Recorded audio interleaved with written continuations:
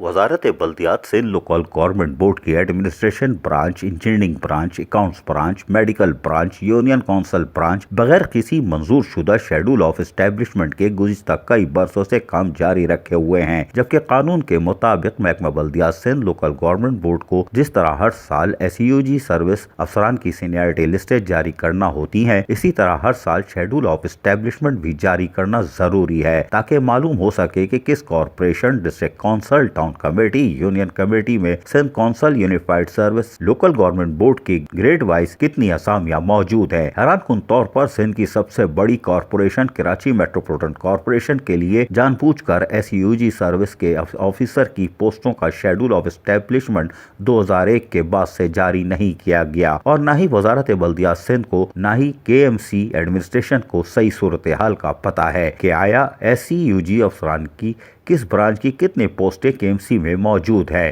اور شاید اس بات کا فائدہ اٹھا کر KMC کے اعلیٰ حکام نے خلاف قانون SUG افسران کے لیے مخصوص پوسٹوں پر بھی KMC اور DMCs اور واٹر بورڈ اور محکمہ جنگلات کے افسران کو گریڈ 17 سے گریڈ 20 تک میں بغیر مجاز اتھارٹی کے پیشگی منظوری کے پروموشنز دیے، جن میں ایک زندہ مثال Karachi water and sewerage board کے بھرتی شدہ نجیب احمد نامی آفیسر کی ہے، جسے انجینئرنگ ڈپارٹمنٹ KMC میں گریڈ 20 میں بطور چیف انجینئر ترقی دی، جبکہ گریڈ 19 میں اس کا پروموشن بطور ڈائریکٹر سالڈ ویسٹ محکمہ میونسپل سروسز KMC میں کیا گیا تھا، اور گریڈ 18 میں نجیب احمد کا پروموشن بطور ڈپٹی ڈائریکٹر سالڈ ویسٹ محکمہ میونسپل سروسز KMC میں کیا گیا، جبکہ حیران کن طور پر نجیب احمد کا اصل department Karachi water and sewerage board ہے، لیکن آج تک محکمہ بلدیات اور KMC نے نجیب احمد کے خلاف سپریم کورٹ آف پاکستان کے احکامات کی روشنی میں کوئی قانونی کارروائی نہیں کی، بلکہ KMC کے اعلیٰ حکام نے مجاز اتھارٹی گریڈ 20 وزیر اعلیٰ سندھ، چیف سیکرٹری سندھ، وزیر بلدیات سندھ اور سیکرٹری بلدیات سندھ کی منظوری کے بغیر اور گریڈ 20 کی نئی اسامیوں کی تخلیق کی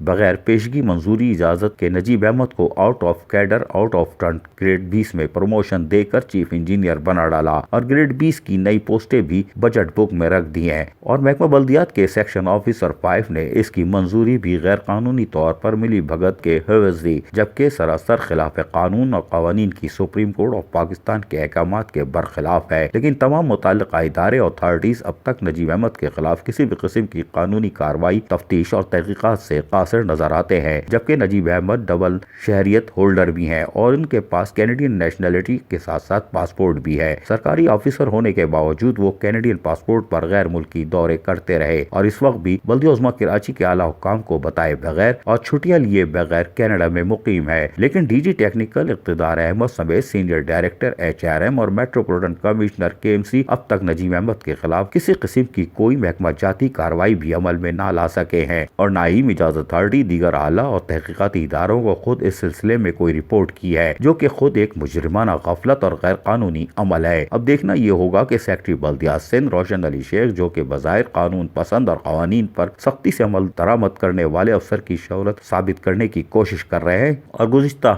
ہفتے ہی انہوں نے KMC کے سینئر ڈائریکٹر HRM جمیل احمد فاروقی کے خلاف بھی ایکشن لیا اور ان کو معطل کر کے خلاف قانون، قوانین کے خلاف ورزی اور اختیارات سے تجاوز کرنے جیسے اقدامات کی انکوائری شروع کروا دی ہے، لیکن حیران کن طور پر میٹروپولیٹن کمشنر کی پراسرار خاموشی بھی معنی خیز ہے کہ ایک طرف نیب اور وزارت بلدیات نوٹس پہ نوٹس لے رہی ہے، لیکن میٹروپولیٹن کمشنر پراسرار طور پر خاموش ہیں اور کوئی کارروائی کرنے سے گریز کر رہے ہیں۔ عزیز عارف، KBS بلدیاتی نیوز۔